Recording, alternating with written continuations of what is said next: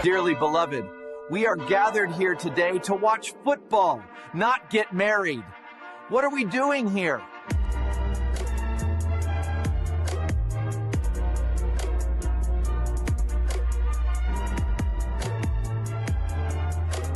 I've gotten a lot of baby powder. People like, man, what'd you get out of baby powder for? I think I'm going to have to smack the hell out of a lot of people this year. I just can feel it. Hold on. The only thing you should be getting married to in the fall is football. That's right, y'all. It's No Weddings in the Fall, the show that rekindles your love back to football. We are here for week number 6 with a lot of action to talk about. Let's get the introduction started. Welcome in, of course, Justin Herrera. Welcome in, my friend. So I was wondering when you were going to do graphics of like all three of us together, and shit you not, that's kind of how I looked on my wedding day. Man, you gave me a little bit less on the gut, so I appreciate that. But other than the fucking black suit, I had gray on. Other than that, I was pretty sharp. That was all right. Hey, that's the AI, and I love to take credit, but hey, well, the AI is good. It's good. Daniel Barry Sports, welcome in, man. Happy Wednesday to you. Glad that you can join us tonight. Let's also welcome in, of course, the man of the hour, Ben Skadoob Troupe. Welcome into the studio, sir. Commissioner Justin, it's always a pleasure being on with y'all on here with you fine gentlemen. Let's get into it. I mean, we have a lot of. I know I can sense America's team getting ready to just jump out the screen, but I will wait. Yeah, that's something we ain't gonna talk about tonight. Do us a favor if you're watching on YouTube. Hit subscribe, give us a like, put your comments in there. Little things stopping you from doing it, big things popping for us when you do. We appreciate you for that. Also, if you want to play some weekly fantasy, go to the Fast Trap app, use the promo code Troupe, and we'll double your deposit up to $50. Also, if you're looking for championship bling for your fantasy champion, look no further than Pro-Am Belts. All right, we had a busy college weekend. I was almost going to text you guys and be like, yo, is this upset weekend? Because there was a few games I thought were going to go, but did not go that way. Let's talk about it. Let's talk about the week on repeat. And now to football scores with the boys from No Weddings in the Fall with the week on repeat.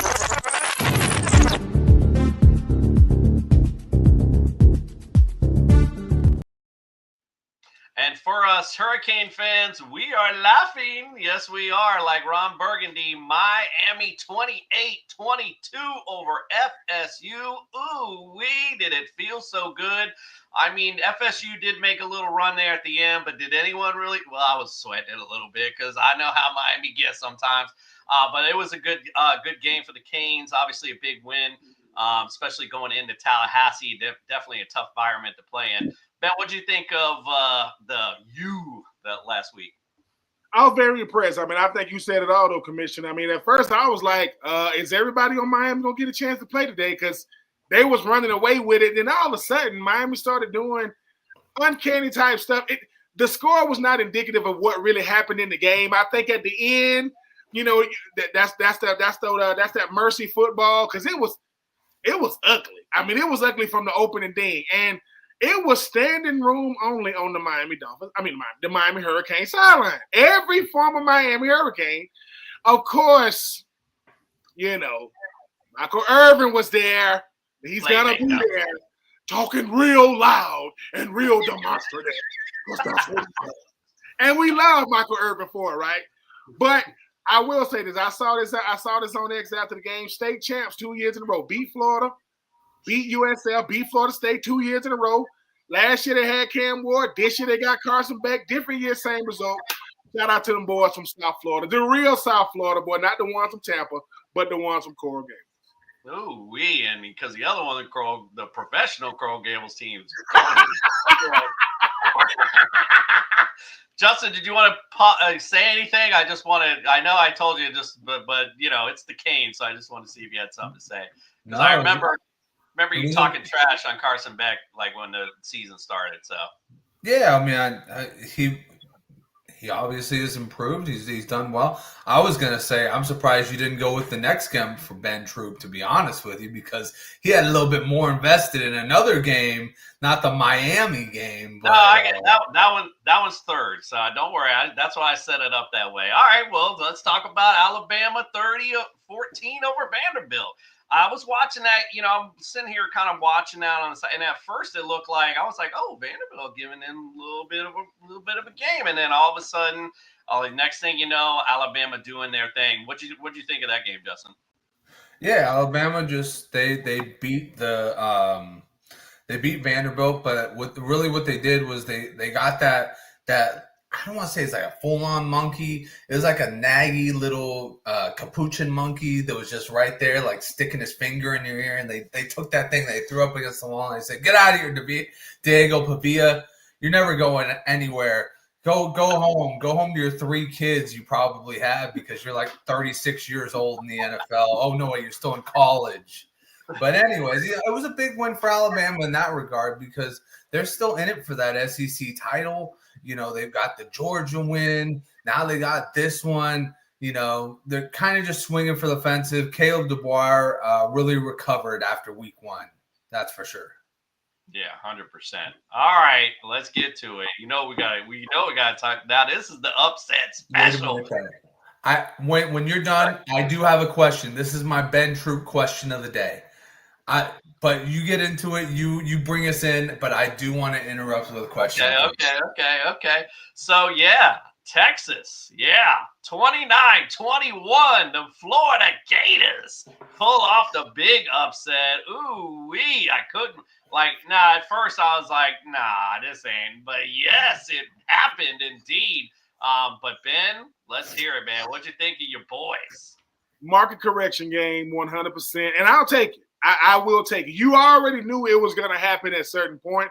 But what happened to Florida on Saturday was 2 words: Dallas Wilson. Dallas Wilson has been hurt all year. He hasn't played. Finally got out there. True freshman. For a freshman debut, over 100 yards, 2 touchdowns. One was a grown man touchdown on the sideline. But Arch Manning, I got to say it. He's good. Yeah, right? He ain't what we thought he was going to be, whether that's perception or reality. He's not. Now, is Texas a good team? Yes. Is Arch Manning a great player on a good team? No, he's a good player on a team that hopes to be great. But Steve Sarkisian, a guy who I've seen with USC, with my Atlanta Falcons, nobody misuses great talent more than Steve Sarkisian. I've seen it. But for one day in the swamp, I will take it. Because wins are hard to come by these days. We already lost to Miami, already lost to USF, still got to play Florida State. Texas did not play Florida since World War II. I don't know why that stat matters, but that's what they said. But Florida is 1-0, and it's 1-0 at home against them, Texas boys. But it was a great game, great atmosphere, and I will take the dub. Made it too close for comfort at the end. But that's what we do.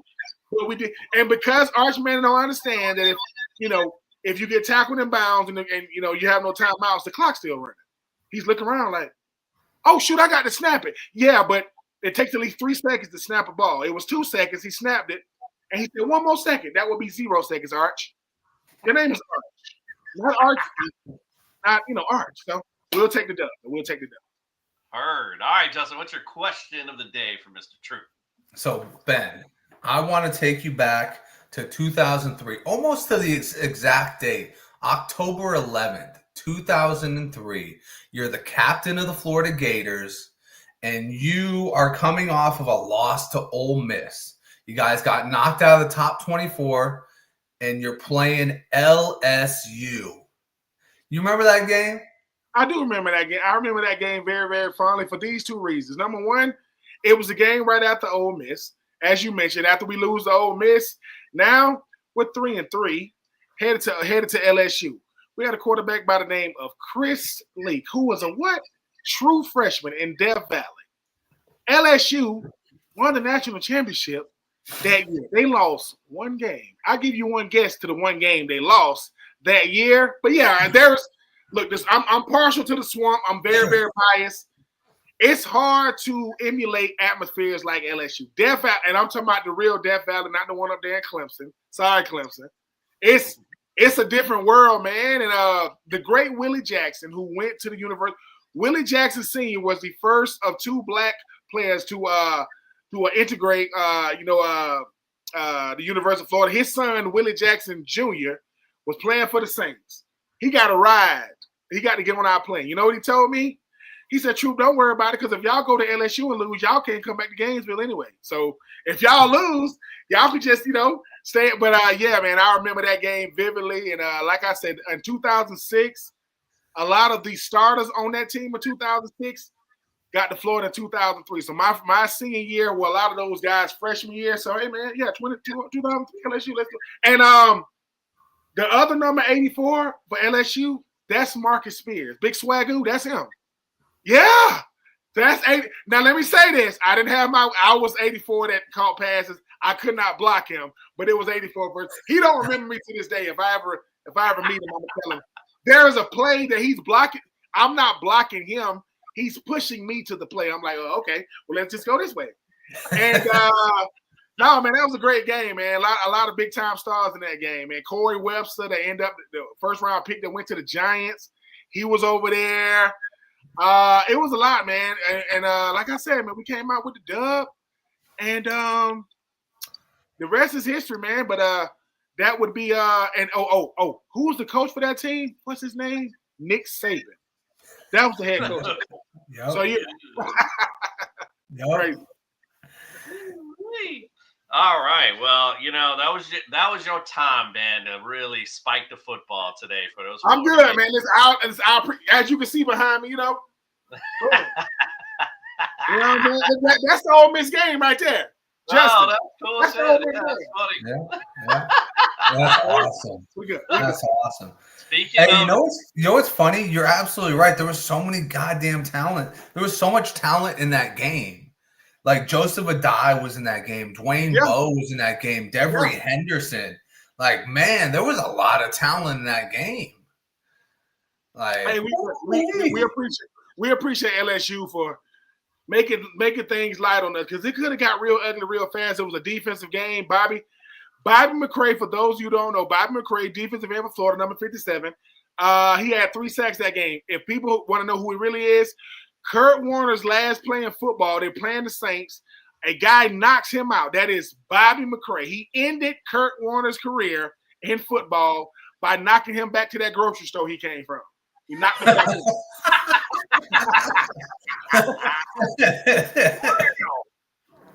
we got a spill in aisle 4, Kurt. Like, tighten up. I mean, when he got up there, so they're like, Kurt, you all right? He was like, paper or plastic. No. All right. Well, good transition. Let's talk about the pros a little bit and talk about what we saw last week. And let's just start off with Monday night, because, how about the Chiefs? The Jacksonville Jaguars pulls it off 31-28. And, man, the last play, I literally was – my son's like kind of – he likes the Jags, but he's a big Dolphin fan, but he likes the Jags too. And we were texting back and forth about it.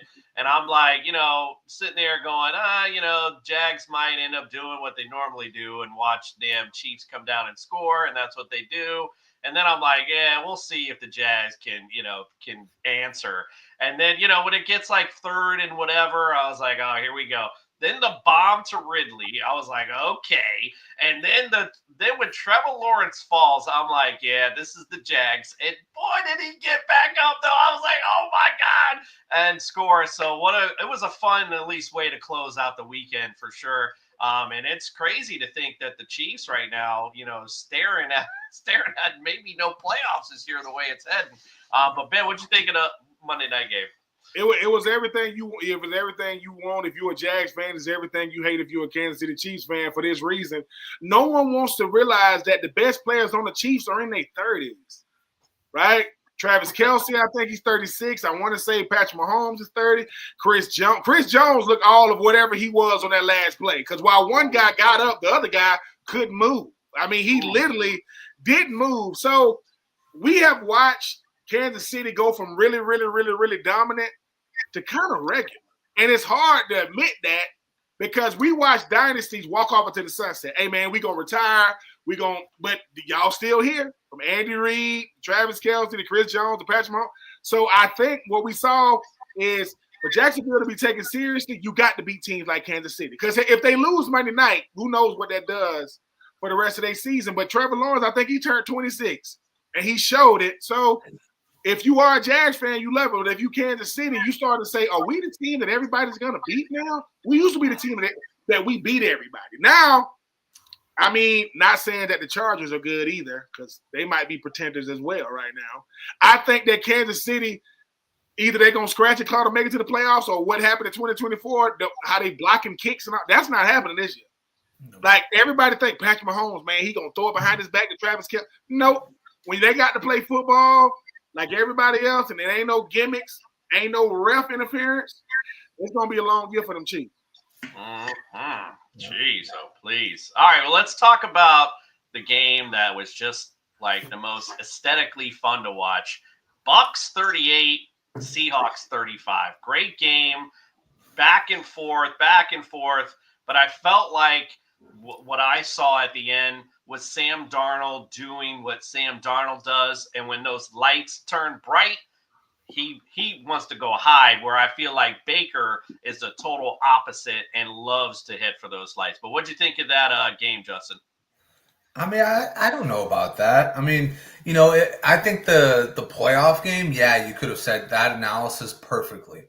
But this was just, I think, shitty luck. I think, this was just back and forth. And, unlike Cowboys, Packers, somebody had to lose.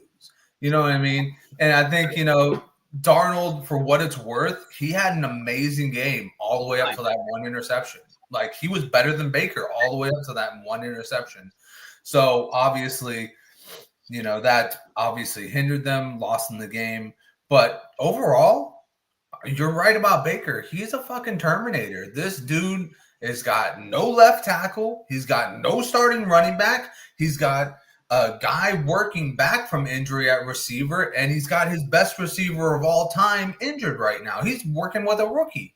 It's literally him and Emeka Egbuka is the entire offense right now, because Godwin still isn't healthy and nobody else decides to show up. So it's really kind of impressive what he's doing right now, and he's doing it against a healthy Seattle team, a defense that was kind of on the rise. I think both teams kind of showed out here, looking good, but the Bucks, you go in, you're playing the 12th man as well, because when you enter that stadium, there's a freaking, I don't know how many people are seating in that stadium. I don't know if it's like 50 or whatever, but there is that many people playing the 12th man on the field, and they make you feel it because they are loud. They are legitimately one of the loudest fan bases. So he was feeling it all day long, but once again, I think that's what Baker thrives off. That's a dude that he thrives off of having everybody doubt him. And if he's got thousands of people doubting him, he's just leveling up. He is just Super Saiyan up. He's Goku on fucking steroids out there when he's got that many people that are hating on him. So, you know what? Good on you, Baker Mayfield. Injury or not, you made it work. So at every level of sport that I've ever played, being from Miami, I'm a talker. Like, I love talking trash. And I don't know if you saw the reel or not, Justin, but to your point, as the Bucks are coming out of the tunnel to come out to the game, I don't know if you've seen this or not, but a fan is talking to Baker, and Baker is in his shit. He said, yeah, you're going to be real fucking quiet at halftime. I mean, he's staring at, literally talking trash before he gets out there. I mean, that's so Baker, and I just absolutely love this guy. But the only thing I was saying, you're right that Sam Darnold did have a good game. But what I'm saying when I say when the lights get big, it's always when the pressure.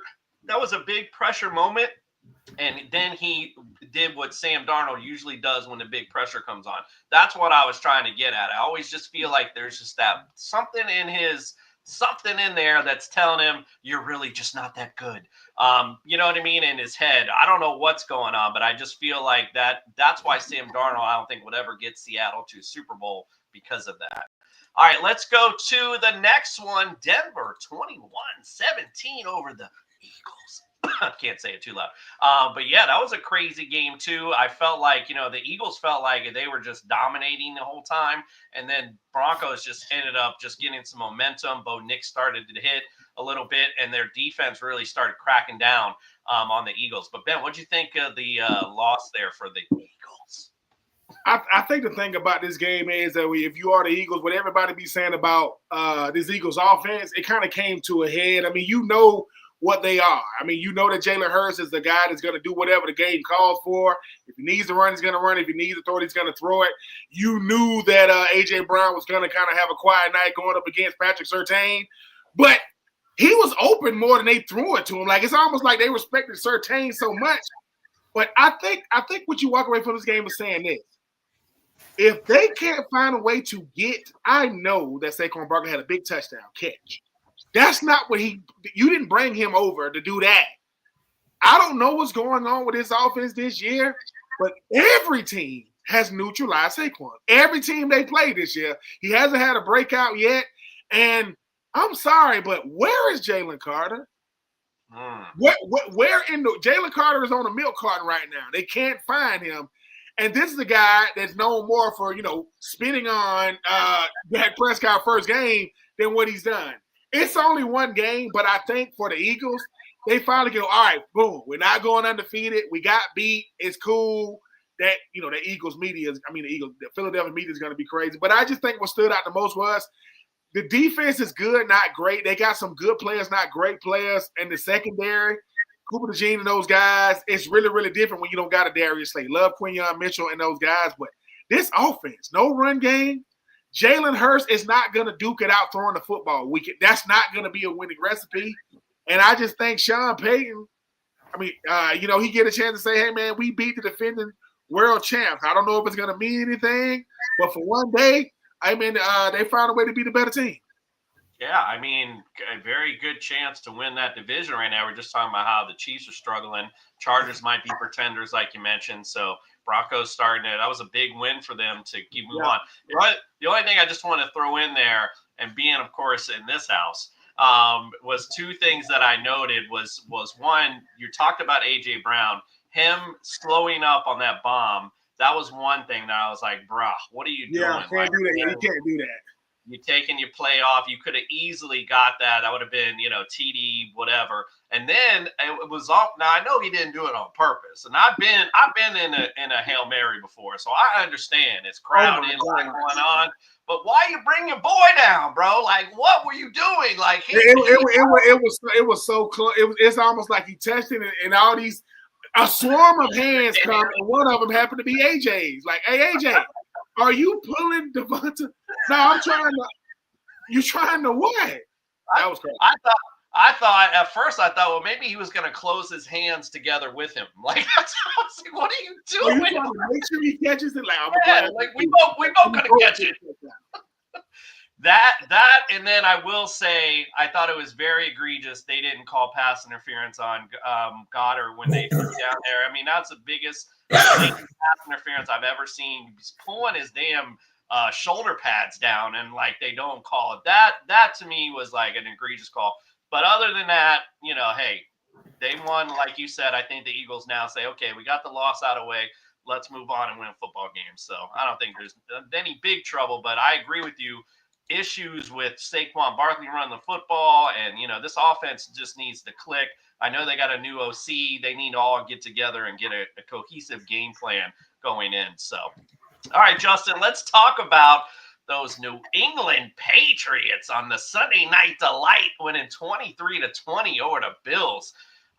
Is Drake May? Is it Drake May time? What do you think, man? What do you think of that football game? Yeah, I think Drake May should be in consideration for MVP at this point. Dude's been really dishing it. And come on. Listen, he did what Josh Allen usually does. And that's he just won the game off of just being the driving point and not having to throw touchdowns. Like, he ran it.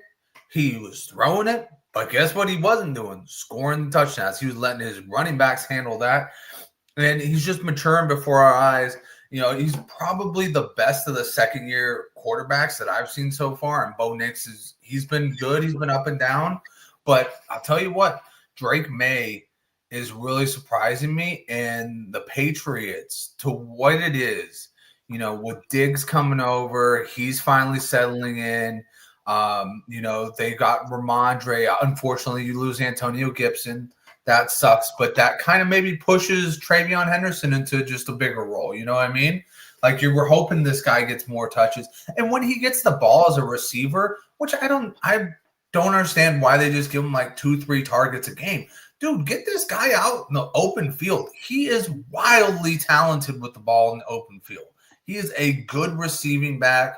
And they keep on passing this narrative of him like not being the better of the two pass protectors. That was literally his lead trait out of college, was being a good pass protector. Maybe you need to just try him out there a little bit more as a 3-down back. That and the fact that Ramondre can't seem to like shake this fumble bug. Like he's got 3 fumbles in the past 2 games. Like we need to see a little bit more elevation. We need to see a little bit of punishment for him. Let's let the rookie kind of cook for a little bit. And perfect game to do it, right? The Saints. Perfect game to let him cook. But yeah, overall, I like what Drake May is doing out there. I think I have more worries about the Bills because I think that if the Bills can't hang their hat on Josh Allen beating the Patriots, then that's more of an indictment on the fact that their defense can't stop shit. They could not stop a cold with a tissue. They could not, it's kind of one of those things where we've always seen them be injured in the past, but now kind of like how Ben was saying about Kansas City, now they're just old and injured. So it's kind of like even worse. You know what I mean? You're just out there, you're going, hey guys, Tre'Davious White. Yeah. Oh, aren't you like 34? Oh no, you're not 34. Your knees sure are 55 though. That's for damn sure.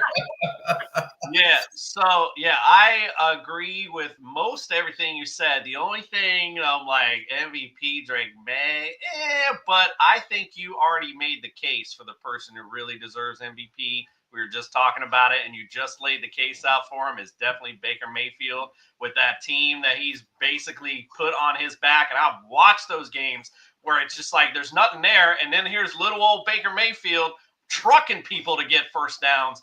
That's my guy right now for MVP. And what's the biggest surprise that you were just talking about? The Bills and Ravens defenses, these teams that we just think, oh, for sure, there's issues. Like there's issues with those teams. So nobody's perfect right now. I got a lot of parity going on with the NFL. All right, we talked about what was. Let's talk about what is. Let's see what we're going to watch this week in college. Don't worry, Ben. No weddings here. I just want to know what college game to watch this week.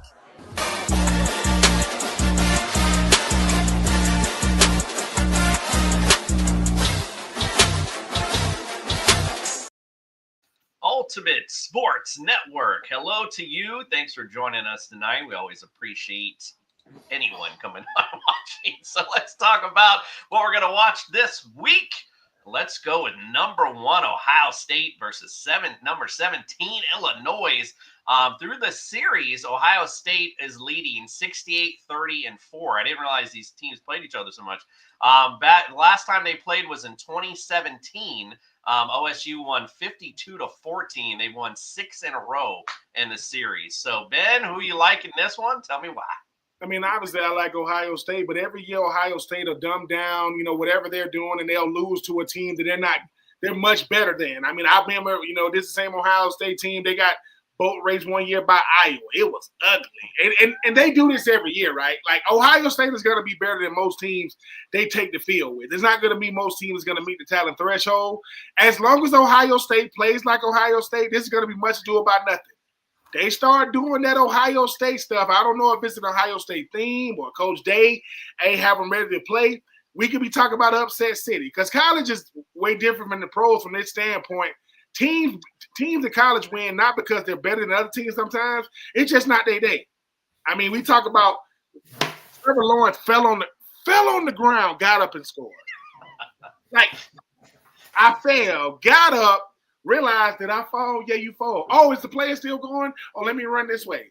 If crazy things start happening, the fight. What does the Fighting Illini got to lose? Nothing. If they lose, no one's gonna care. But if they win, didn't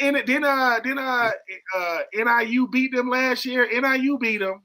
and people, they went on and won the national championship. But yeah, man, it's gonna be Ohio State in the big way. Ultimate Sports Network, I like to chime in. He says, I'm an Ohio State fan. He covers sports as well. I think the game is close at half, like one score OSU lead or a 10-point OSU lead at half, and we'll pull away in the third. Just too much talent on the outside. I mean, I think it's pretty much what Ben just said. That's pretty much spot on. That's pretty much how I see it too. But Justin, who you liking this one? Yeah, I mean, I think it's just there's too much talent at Ohio State. I respect Luke Altmaier. He had a tremendous comeback against USC 2 weeks ago. But there's a man named Bo Jackson in the Ohio State backfield, and he is just as deadly. I mean, he might never be the actual Bo Jackson, but goddamn, dude, this guy is good, and he's a true freshman. You got to always love Jeremiah Smith. And then, on the other side, I like what Illinois got cooking. I like Valentin at the running back. I like even Fegan at running back. But it's Ohio State. Like, they're built to just dominate these games. And it's a ranked team. So you have to kind of take them seriously. It's not like NIU where you kind of go in and go, fuck it. Start the backup quarterback. He's going to dominate anyways. They'll just put more tape out there. This is one of those teams where the nation is watching to see you lose. So that drives these people. That drives college football. That drives these football players. When you know that people are betting against you because they want the underdog fucking push, I tell you what, Ohio State will probably end up fucking taking this game over by the second quarter. Yeah, I think we're all in agreement with that. And so is the Ultimate Sports Network, especially if they let say and rip it again and open it up for him again. They did against Minnesota. Oh boy, by the way, Ohio State is wearing all whites, by the way. I always like that all white look. I thought Buffalo looked pretty clean the other night too. I think I like that look. All right, let's go to our next matchup. Number 8, Alabama versus number 14, Missouri. Alabama leads this series 6-2. They played last year, and Alabama won 34-0. It's also been 6 in a row for Alabama in this series. So, Justin, on this one, who you like and why? I think I'll stick with Alabama, even though I do think the Doak Walker Award winner is going to be on the other side. Ahmed Hardy, shout out. But, I think Alabama's just riding this high. And then it's just, once again, it's another one of those it's a game that you can't get too, low on. You can't play down to their level, and you can't freaking look at it as a game with a trap game. You know what I mean? You got to look at it and go, all right, these guys, they want to place the money on the underdog. Let's go ruin their day. Let's go ruin their bets. So I think it's going to be Alabama. I don't know if it's going to be particularly a beatdown, but I do think that, Alabama's probably going to win by at least 14. Ben, who are you liking this one? I mean, I like Alabama, but I think Justin just said it. I mean, could Mizzou be the Vanderbilt of 2025? Because this time last year, nobody thought Vanderbilt was going to beat Alabama, right? Nobody. I think NASA said they think that goalpost Nashville might be in Florida. It hasn't made it back to Nashville yet since they beat Alabama 2024. But Eli Drinkwitz, head coach of Mizzou, is the most unassuming coach in the SEC, and he's one of the best coaches in the country. Mizzou is one of those teams, no matter what they do. If they win 6 games, great. If they win 5 games, it's Mizzou. But if they win 9 or 10, they're like, what the hell going on in Mizzou? Oh, dude, we can beat anybody. So, Kalen DeBoer, you better not beat Georgia 2 years in a row. Get your revenge game against Vanderbilt and lose to Mizzou, because the Boo Birds are going to come out again and say, this dude, he ain't got – listen, nobody can replace Nick Saban. If Nick Saban had a son named Nick Saban Jr., he can't replace him. Sometimes it's not – listen, me and my son got the same name, but sometimes that's not good. Sometimes it ain't good to share your father's name if your father was the truth. You don't believe me? Ask Bronny. Ask Bronny James. That's why they call him Bronny. No one called him LeBron James Jr. Nobody. It's Bronny. So I'm saying, Tiger Woods' son's name is Charlie. He didn't want to call him Tiger I'm just telling you, we just gotta. Oh, and somebody said, "Hey, Cam, why wouldn't you name your son Cam?" Cam Newton said, "No, I wouldn't put that much pressure on your son." What's your son's name? His name is Chosen. What? When your name is Cam, did your name is Chosen? Yeah, okay. Yeah, that's no pressure at all. I'm just saying. He should put one as his middle name. The Ultimate Sports Podcast or Sports Network, says I got Mizzou. I understand Ty is hot, but just too much talent in the backfield for Mizzou on the road. We will see a major upset, and he's predicting a blowout. Okay. I like that. Bring that noise. I love it. All right, let's go to the big one of the day. Number 7, Indiana. What? Versus number 3, Oregon. Oregon leads the series 2-1. Last time they played was in 2004. Indiana won 30-24. Wow. All right, Ben, what do you think of this game? Who wins and why? I got Oregon. I do think it's going to be an interesting game. Kirk Cignetti, the head coach of Indiana, he talks a lot. He has a lot to say, but he doesn't talk that much when he plays teams that he can't beat. Like he ran through the conference last year until they beat Ohio State, and then it's a little quieter. Now you got Oregon. We're going to see again. So Dan Lanning is the premier coach in the country. Dan Lanning does everything but win national championships. And that is the tradition at Oregon, right? They got 100 different uniform variations. Most of the time, they make no sense at all. Like most of the time, you're like, who is running out there? But I think it's going to be a little humble pie for a team like Indiana.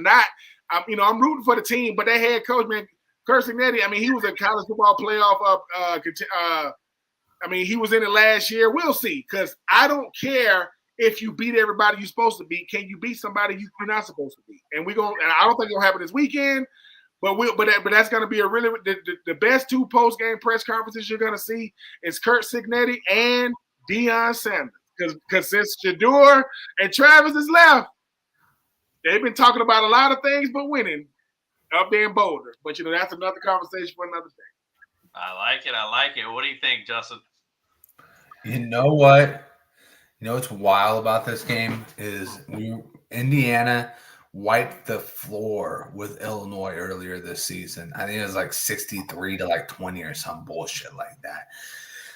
You know what? Last year, I would have said Indiana would have not made it out of the first quarter against Oregon. But this year, we got Fabian Mendoza out there. We got Surratt out there. I'm going to call it. This is my upset. Okay. I think Indiana is going to win by at least a field goal against Oregon. Because Dan Lanning, I'm going to tell you, Dan Lanning, like Troupe said, he can do everything but win the big games. And I don't think he's going to win this one. I think we're going to see Indiana. I think Fabian Mendoza is going to have another 5-touchdown game. And we're going to have a nice upset here. This is going to be a nice upset. I got it. A name like Fabian Mendoza was made to do something good in life. Like, what's your name, man? Fabian Mendoza. Really? Mendoza. I'm just saying. What's your friend's name? I got a friend that go to Vanderbilt. What's his name? Diego. Diego what? Pavilion. Really? Listen, the world. Listen, when a guy named Fabian Mendoza and you know what I'm saying, and Diego Pavilion are dominating in college football, the world is shifting, people. Let's embrace it. Let's embrace it. And I forgot to say this. The one thing we didn't say about Seattle, Seattle versus the Bucks, this was about Ohio State African descent receivers. Jackson Smith and Nigba, and you talking about Emeka Egbu. One is from Sierra Leone. The other one, I want to say he's from what is Emeka from? Jackson is Sierra Leone. I want to say like the Igbo tribe. All I'm saying is, if my father or mother is from Africa and I play football, I'm a beast. Just put me out there. Shout out to it. Listen, we gotta learn names like Tua Tagovailoa, Igbuka, Jackson Smith. Now we got Fabian and Diego. Nigerian. He's Nigerian. Okay, yeah. I'm sorry. Emeka is Nigerian and Jackson is Sierra Leone. And I just learned how to spell Leon. I thought it was not. It is not spelled how I thought it was spelled. So that's why I listen. I play football. I'm not in spelling bees, and that's why we ain't doing that. If I don't hear the fans going, "Go Diego, go," something's wrong. Y'all ain't real. The Ultimate Sports Podcast Network wants to chime in. He's got Oregon in a game, in that game, at least that's over by the half. He thinks he's got another upset. He got USC over Michigan. Just too much talent on the outside for Michigan to handle. It will catch up to them. And then he says he's got Texas by 10 over OU. Arch will have his first true good game. Thank you, Ultimate Sports Podcast Network. Our network. I keep throwing podcasts in there.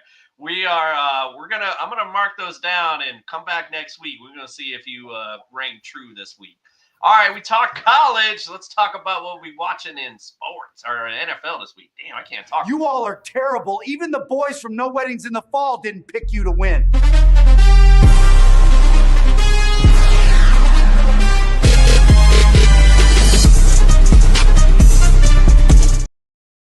All righty, on to the NFL, and let's start off with this humdinger. Seattle at Jacksonville. Seattle leads the series 6-3. Last time they played was in 2021. Seattle won 31-7.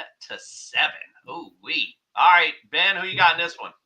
Man, I think it's going to be a good one. I think that Trevor Lawrence is finally playing up to that number one overall pick potential. But I think Sam Darnold and company, they realize that when you got a team by the ropes, you got to find a way, to give them that knockout punch.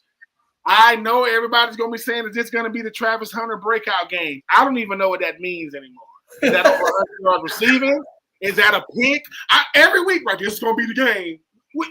This is going to be the game. The game, he had a great catch, right? He's an NFL receiver, isn't he?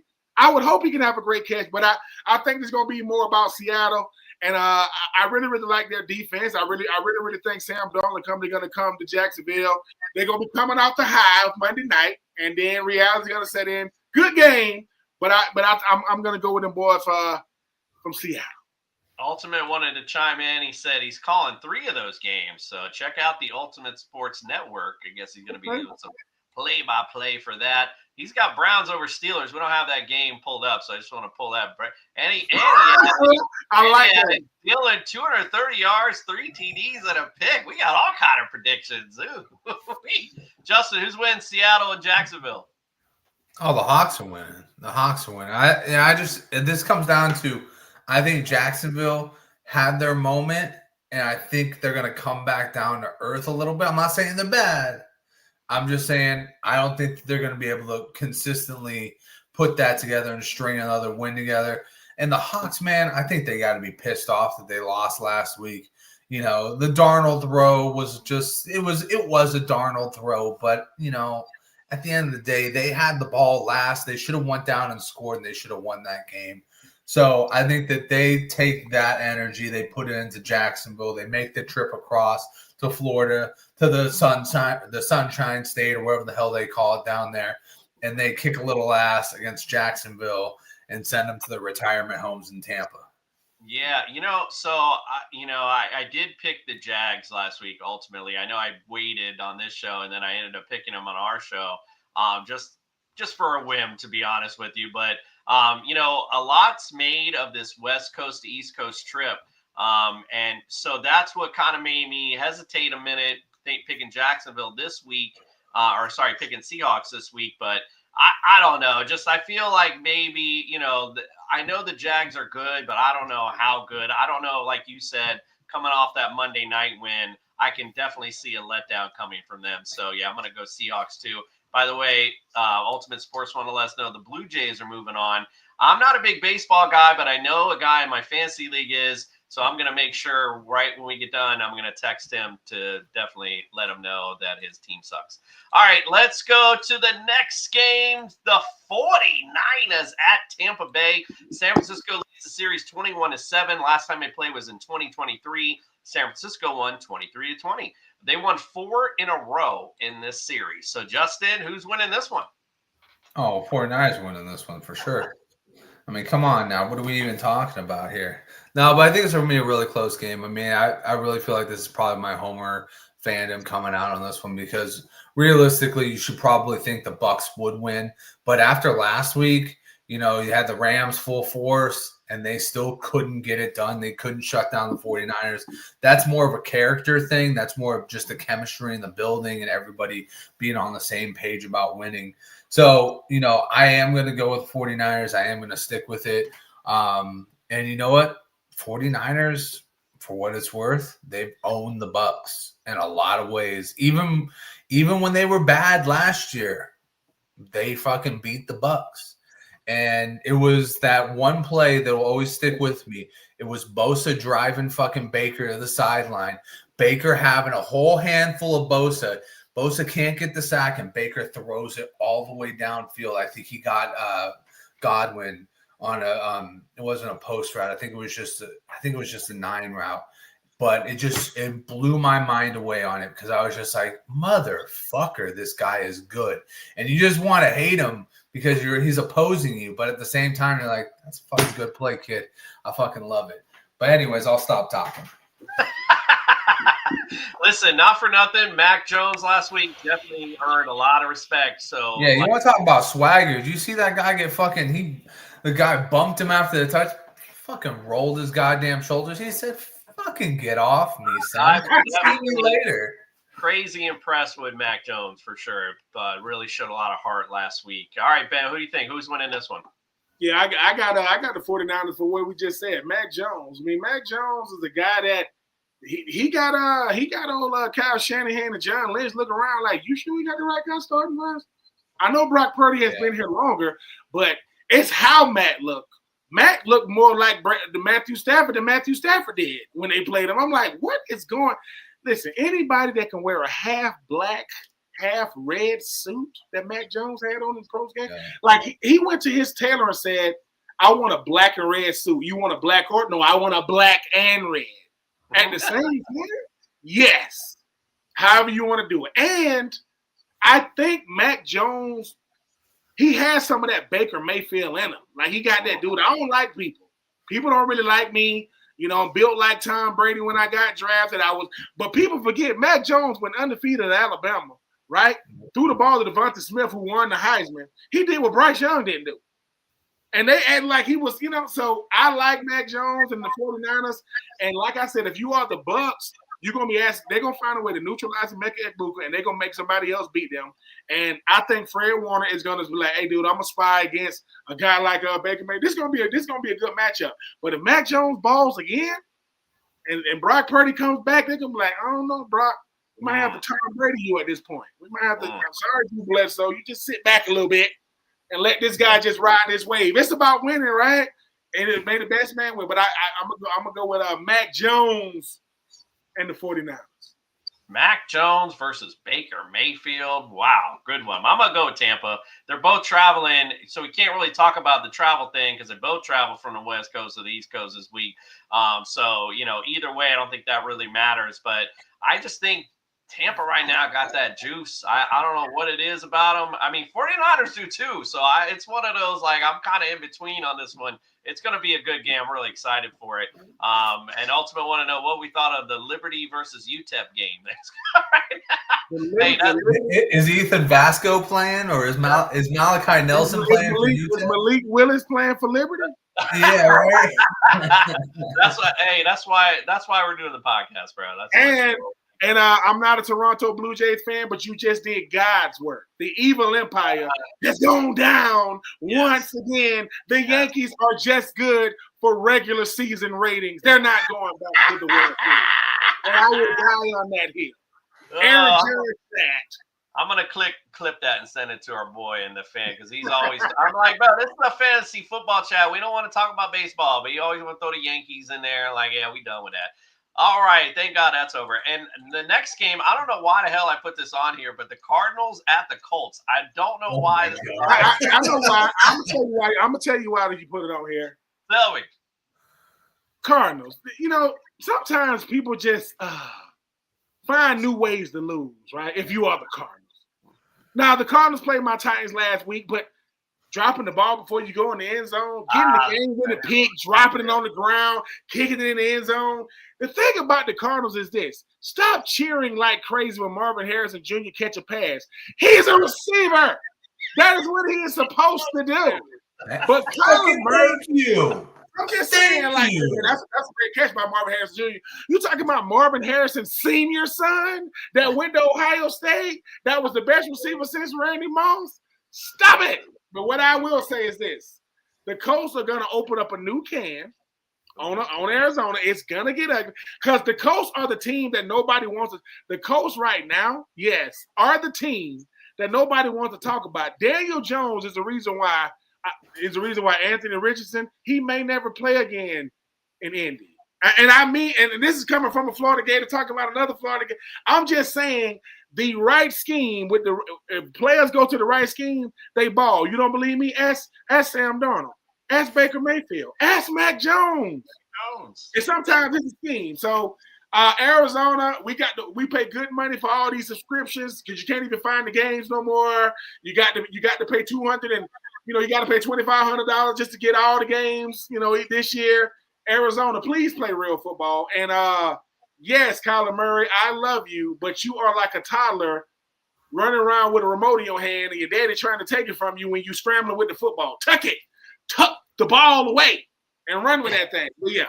But I got the Colts. I got the Colts in the big one. It's funny, and you hit it right on the head. That's exactly why I put this in here, because I did want to talk about the end of that Cardinals-Titans game, and I didn't want to throw it in the what we talked about last week. So, yeah, exactly. So, anyway, this series, by the way, it's tied 9-9, so someone's going to be a winner after this. And last time they played was in 21, and Indy won 22-16. Do you think Cardinals got a chance, Justin? What do I always say about the Cardinals on our Sunday podcast? Consistently mediocre organization. Throughout their history, always made mediocre, middle of the road, and that's where they stay. And hey, Commish, remember this. Who predicted the Tennessee Titans were going to win? Was it any of the national analysts? No, it was this motherfucker right here. This motherfucker right here said the Titans were going to beat the Cardinals. And you know what? All I can say is that the Cardinals just fucking fumble the ball all the time. They fumbled the W. They had 21-6 going in, and they fumbled that. I'm going to go with the Colts, baby, because the Colts are for real. And like Ben said, scheme is everything. That Daniel Jones coming in, he not only saved his career, he saved Shane Steichen. Because Shane Steichen was on the chopping block. And then he came in, and now everybody's going like, well, it obviously wasn't Shane. It was Anthony. Anthony just obviously isn't meant to be an NFL quarterback right now, or maybe ever. But, freaking A, dude. Daniel Jones, Indiana Jones does it again, and I think they'll actually do it in a big way because, by the way, Amari DiMercato got his coach in trouble for fucking scolding him on the sideline. Don't touch me. Like you mad, but could you just imagine if that goes the other way around? Just imagine if the player is pushing the coach. And I got to say this. You know that Budda Baker still plays for Arizona? He still plays over. And he's not hurt. I don't remember him on Sunday. Do you remember him on Sunday? No, not at all. I'm telling you, sometimes you play long enough and the game has passed you by. You can still play, but listen, I got to play against the Baltimore Ravens when Deion Sanders played for the Ravens. He was 37 years old, so he wore number 37 at the time. A friend of mine, my homie Darryl Lee that I played, we called him D-Lee. He played with me in Florida. He was on the Ravens practice squad. He said they was in the defensive meeting room, and Deion was in the slot, and a receiver called a pass on him, and he couldn't catch him. And the guy, he chased him all the way to the end zone. He said in the meeting room, somebody yelled out, "You still prime to me, Prime. Do you know how old you are when someone tells you that? You still prime to me. No, you old as hell." That means, and I love Prime. Like think about this. He said that Deion Sanders gave out cassette tapes of Must Be the Money. He gave them out. You don't even know what to do with this. What do? You like, it's thank you. Like, I ain't got nowhere to play this. Like, sometimes people, you need to move on. I don't want to remember you from getting old, even though Joe Flacco is about to be starting for the Bengals and he's full. Mm-hmm. Yes, either the Bengals need a quarterback that bad, or They need a quarterback that bad. That's all that is, because I don't know. Jamar Chase was like, thank you, Joe. Thank you, Joe Flacco. I grew up watching you. I grew up watching you, Mr. Flacco. That is how much older Joe Flacco is than Jamar Chase. Well, congrats and good luck to you, my friend. Yeah, on his way, become a professional analyst. That's what we're doing here, right at home. Like, look at us. I got Kansas over Texas Tech and Georgia over Auburn. Okay. The fact that we can talk about Kansas football, Lord have mercy. Last time the key to leave was in college, and they had that real big coach. That real. They had what's the coach name for Kansas? Big dude. I don't know. Hold on. I'm finna find this, and I'm gonna show you. You look for that. Let me build the next one. Detroit at KC. So we got a good one to talk about here. Kansas City leads the series 9-6. They played. Remember, it was the NFL home opener. Then Detroit won in 23, 21-20. So Justin, what do you think? Did you pull it up, Ben? I saw him. Mark Mangino. Hold on. You got to see him though. Hold on. He's gonna pull him up. I'm gonna go with the Chiefs on this one. I think the Chiefs have a bounce back on it. Damn, that looks like the Penguin. Like, see, look. That's Mark Mangino. Good Lord. Here's the one. You want some? Come get some. I love Mark Mangino, man. He was there for a long time, man. Like, hey, you gotta get some extra sauce about it. Bro took one too many trips to the fucking all you can eat for the college kids, bro. He was there for a long time too, man. I love Mark Mangino. Yeah. All right, so what do you think of the KC? Speaking of barbecue, the KC Detroit game, Justin. Yeah, I would go with KC on this one. I think KC has a rebound game. Detroit looks good, but I think no, it just feels right. KC starts to get cooking. You got Rashee Rice coming back next week, not this week. I mean, shit's got to start clicking with these guys. I mean, I think they had it clicking in Jacksonville. Unfortunately, that pick going all the way back to the house, I never thought I'd see Devin Lloyd move so fast. Like, dude, the linebacker took it 100 yards, bro. Like, my God, dude. But that dude, that was the slowest fast. That was the slowest 100 yards I've ever seen. And I saw James Harrison take it back, and he looked fast. Anybody trying to run that far, man? I'm not trying to chase. At a certain point, when I know I can't catch you, I'm pumping my arms, but I know the camera is good. I need to get out of here. Like, don't you hate that for defensive players? I chase the dude all the way to the end zone, and I still can't catch him. That's why I never play defense. I'm like, dude, I'm not chasing nobody. I got to chase I don't want to be the last guy running, because then I'm the last guy. So now I got to go. Okay, they paying me, and he just. I'm like, dude.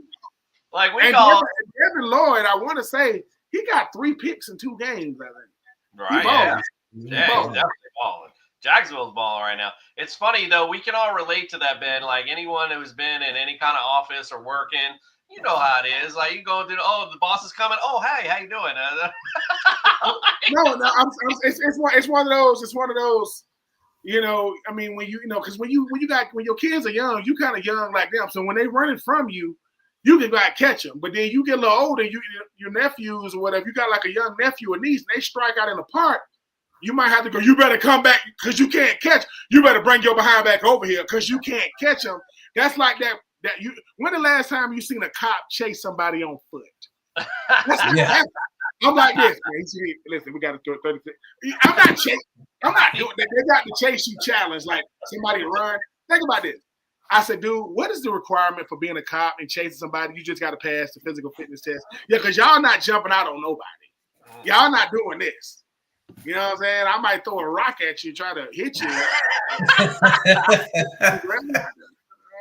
Devin Lloyd, 99 yards for a pick 6 against Travis. I mean against Patrick Mahomes. He's gonna talk about that the rest of his life. Oh, especially Patrick Mahomes, man. That was big. And a big moment in the game, too. That was crazy. All right, who do you think wins out of KC and Detroit, Ben? I think KC got to have the win, so they're going to be playing like desperation because they got to beat a good team to rebuild confidence. Because I really don't know what's going on with Kansas City. Like, I see more of Andy Reid and like Patrick Mahomes and Travis Kelce doing commercials. Like, it's like they celebrities more than they football players and coaches now. I'm not mad at them, but I'm like, are y'all doing commercials before y'all go out there and get whooped on Monday night? Y'all should have waited. Y'all want to – because something – I don't get what's going on in Kansas City because we all have come to think that Kansas City is going to just figure it out. And guess what? They might not. They might just be okay now. Like, not bottom feeders, but just another squad. You know, I mean, Patrick Mahomes got a real haircut now and ain't a mohawk no more. He done dyed his hair a little darker. Travis Kelce's getting ready to get married. You know what I'm saying? Andy Reid, he's saying, I'm tired as hell. Like, I'm tired. Like, I done won a bunch of Super Bowls. What are they chasing at this point? What? A fourth? Really? Man, stop it. The Detroit Lions have never been to a Super Bowl. The Panthers and the Falcons have been to. They lost all four, and those were expansion team. Well, the Broncos. I mean, the Panthers were expansion team. What are you doing, Patrick Mahomes? You got a bunch of money. You good? You probably own part of the freaking Kansas City Chiefs right now. They're gonna give you the key to the whole state. They're gonna give you the key to the state of Kansas City, Missouri, and Kansas because they don't know you represent both. I guess. And I'm gonna say this again, Toronto. Thank you for doing God's work. I'm so sick of Yankees fans. Shut up. Y'all are talking about the DVD Yankees. That's the last time they I love it. I'm actually gonna go Detroit. I think just like the Ravens, I feel like we've been riding some of these teams we just expect to win because they've done it for so long. And like you just said, I don't see it right now. KC is not. They played one good game against the Ravens that we just talked about. Their defense is absolute trash. So I'm not sold on KC. I'm definitely sold on Detroit though. So I'm gonna go Detroit in that one. All right, this last one I brought up just for you, Ben. So I already know what Justin's gonna say. I already know what I'm going to say. So let's hear what you got to say. Do you think your Falcons got a chance against the Buffalo Bills? That's all I want to know. A chance, yes. Are they going to win? No. For this reason. The thing about Buffalo is Buffalo defense. Drake May is right-handed. Yeah. So why are you fletching him to the right all game? He's right-handed. What does that mean, Ben? That means I don't got to contort my body. I can run to the right and just throw it. What should we have done? Make him go left to where I got to contort my body. Just a little free game. Just a little free game. The reason why Buffalo is going to beat my Falcons is because I don't trust Michael Penix. I don't know what Michael Penix played in 3 or 4 games last year. This is essentially his rookie year. Right. And so I like Michael Penix, and they look really, really good the last time Michael Penix, Drake May, but the whole world finally get to see the best player on the field is Bijan Robinson. Just watch him do what he do. The young man. And Bijan, appreciate you coming down to Gainesville. Yeah, we welcomed you, and then we beat y'all Longhorns. You and Kyle Pitts was in the building. We love that. But no, I think Buffalo gets back to what they do because they're gonna force Michael Penix to show them that he can handle the blitz too. They gonna blitz him. And if he don't make the right listen, people, we are coming off. We are 3 weeks removed from the Falcons getting beat down by the Panthers, 42. I don't even want to talk about that because it's hard to lose that bad. But because I don't know what offense gonna show up with the Falcons, and I know what team gonna show up with Buffalo. Who's Buffalo's number 1 receiver? They don't have one. They don't have a number 1, and they can still beat you. So I'm gonna go with Buffalo. You know, I hate going against my Falcons, but I'm just saying, not a whole world. Hopefully, we make it a game. I don't want to be no blowouts, man, because I'm sick of that. All right, I brought it up just for you, so just to see if there was an upset in there, if you had it in you. No, I mean, in my heart, yeah, but I live in the real world, and I know a 5'5" dude that could dunk, and I know a 6'5" dude that can't. That's the real world. I love it. All right, don't forget, stay right here on That Sports Podcast Network on Friday night. Me and Justin will be on to break down the whole NFL schedule for your fantasy football lineups, give you some starts and sits. We got Mr. Mallard's Sophistication Station. Meg's got her Meg Zone. And then Sunday morning, don't forget to wake up with us. We're going to get you ready for all your football needs. We got betting advice. We got fantasy advice. We got Fantasy Jesus. We got a Sunday morning cartoon. We got it all for you on Sunday morning. So check us out, 8 a.m. We're here to help you get another victory in your fantasy lineup. All right, we're going to head out tonight. Before we do, of course, we always close our show with our boy Ben Troupe's Skadoop of the Week. I don't know about you, but I'm ready for Ben Troupe's Skadoop of the Week.